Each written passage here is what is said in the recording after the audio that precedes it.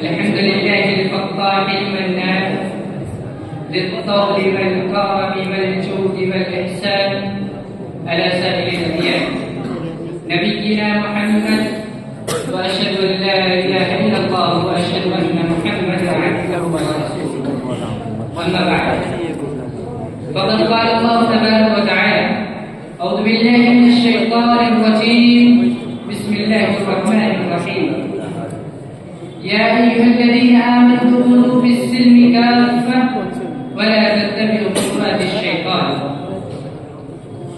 دیوبار صدر انجمن حکم صاحبان مشفق و مربی اساتذہ کرام اور میرے ہم سبق ساتھیوں، آج کی سالانہ انجمن میں جس موضوع کا مجھے مکلف بنایا گیا ہے وہ ہے نوجوانوں پر مغربی تہذیب کے اثرات کیوں، ایک جائزہ۔ ارباب علم و دانش، نوجوان جو ابھی مسجدوں کی رونق ہوا کرتا تھا آج موبائل اسکرین کا غلام بن چکا ہے، جو کبھی قرآن و سنت سے ہدایت و روشنی لیتا تھا آج مغربی میڈیا سے نظریات حاصل کرتا ہے۔ سوال یہ ہے کہ کیوں، آخر ایسا کیوں ہو رہا ہے کہ مسلم نوجوان مغربی تہذیب سے اتنا متاثر ہو رہا ہے؟ آئیے ذرا اس وجوہات کو سمجھنے کی کوشش کرتے ہیں۔ سب سے پہلی وجہ مغربی تہذیب کا ذہنوں پر غلبہ حاصل کر لینا ہے۔ آج کا میدان جنگ تلوار کا نہیں ہے بلکہ خیالات و نظریات کا ہے، رضائے فکری کا ہے۔ مغرب نے فلموں، موسیقی، ویب سیریز، اشتہارات اور سوشل میڈیا کے ذریعے ایک ایسا ماحول بنا دیا ہے جہاں بے حیائی کو رکھا جاتا ہے، حیا کو پسماندگی سمجھا جاتا ہے، خاندانی نظام کو پرانی سوچ کہا جاتا ہے اور خواہشات کی آزادی کو اصل کامیابی کہا جاتا ہے۔ یہ سب نفسیاتی حملے ہیں جو نوجوانوں کے ذہن اور دل پر ایسے اثر ڈالتے ہیں کہ وہ مغربی کلچر کو ترقی اور اسلام کو پابندی سمجھنے لگتا ہے، جس کا ذکر رب العالمین نے قرآن حکیم میں کچھ یوں کیا ہے کہ افرأیت من اتخذ الہہ ہوا، اور حسن بصری رحمہ اللہ فرماتے ہیں الہوا داء خفی، یہی بیماری نوجوانوں کو مغربی چمن طرف کا ذہن بنا دیتی ہے۔ دوسرا بنیادی سبب علم دین سے دوری ہے۔ علم دین سے دوری یہ فکری کمزوری کا سبب ہے۔ نوجوانوں کا سب سے بڑا مسئلہ یہ ہے کہ اسلامی تعلیمات کو کم تر رکھتے ہیں۔ سیلیبریٹی کلچر کے دلدادہ نوجوانوں کو تاریخ کی وہ جنگیں یاد ہی نہیں جنہوں نے دنیا کا نقشہ بدلا، لیکن فلمی ہیروز کے ڈائلاگ زبانی یاد ہوتے ہیں۔ رب العالمین نے سچ کہا تھا وَلَٰكِنَّ أَكْثَرَهُمْ يَجْهَلُونَ، لہذا اسلامی تعلیمات سے دوری نے انہیں اس قابل نہیں رہنے دیا کہ وہ حق و باطل میں فرق کر سکیں۔ لہذا جب علم کمزور ہو جائے تو اثرات خود بخود طاقتور ہو جاتے ہیں۔ اس کے بعد ایک سبب احساس کمتری بھی ہے۔ یہ سب سے خطرناک ذہنی زنجیر ہے۔ اسلام نے ہمیں عزت دی مگر ہم نے خود اپنے آپ کو کمتر سمجھ لیا۔ آج نوجوان سمجھتا ہے کہ میرے سے لباس ہو تو عزت ہے، اپنے سے لہجہ ہو تو معیار ہے، مغربی تہذیب ہو تو ترقی ہے۔ یہ احساس کمتری مغربی تہذیب کے لیے سب سے بڑی چیز ہے۔ جب کوئی قوم اپنے آپ پر فخر چھوڑ دے تو دوسروں کی آسانی سے غلام بن جاتی ہے۔ جیسا کہ عمر رضی اللہ عنہ نے کہا تھا ہمیں عزت اسلام سے ملتی ہے، اگر کہیں اور تلاش کریں گے تو یقیناً ذلیل ہوں گے۔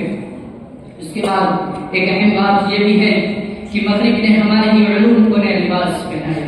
یہ جان کر حیرت ہوتی ہے کہ الجبرا خوارزمی نے دیا، آپٹکس ابن الحسن نے، میڈیکل سائنس ابن سینا نے، جغرافیہ المسعودی نے، سرجری الزہراوی نے، بلقیاس البطانی نے، مگر مغرب نے یہ علوم کو اپنی ترقی کا نام دے دیا اور آج ہمارا نوجوان یہ سمجھتا ہے کہ ترقی صرف اور صرف مغرب کے پاس ہے۔ اس کے بعد ایک سبب یہ بھی ہے کہ آزادی کے نام پر تہذیبی تباہی۔